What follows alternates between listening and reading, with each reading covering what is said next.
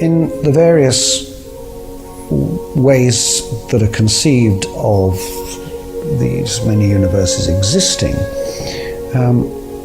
it's the case that they are unobservable in principle. The only universe we can observe is this one.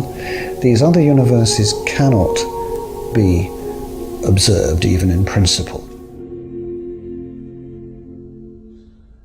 One problem is this. Sure, you could say if there were many different universes, all with different tunings, then it wouldn't be too unlikely that our particularly fine-tuned universe exists.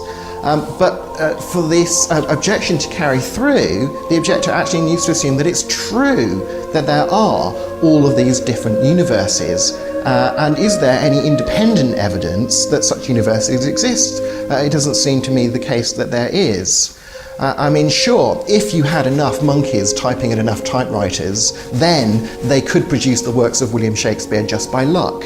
But nobody looks at the work of William Shakespeare and goes, there must be a lot of monkeys with typewriters somewhere.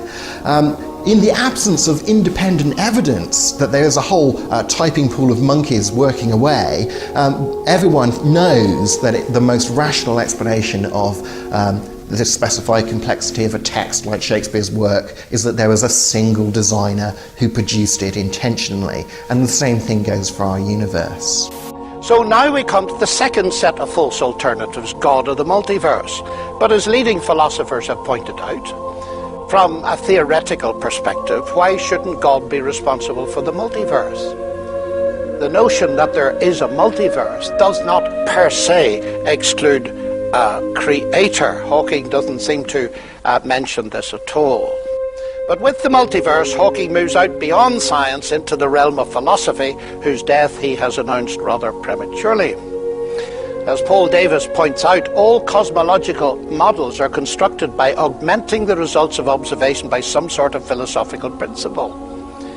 Now, Hawking here, claiming to be the voice of modern science on the issue, gives a false impression where the multiverse is concerned, since there are very weighty voices within science that do not support his view. Prominent among them, Sir Roger Penrose, Hawking's former collaborator, who shared with him the distinguished Wolf Prize. Of Hawking's use of the multiverse concept in the grand design, Penrose recently said, "It's overused. And this is a place where it's overused. It's an excuse for not having a good theory."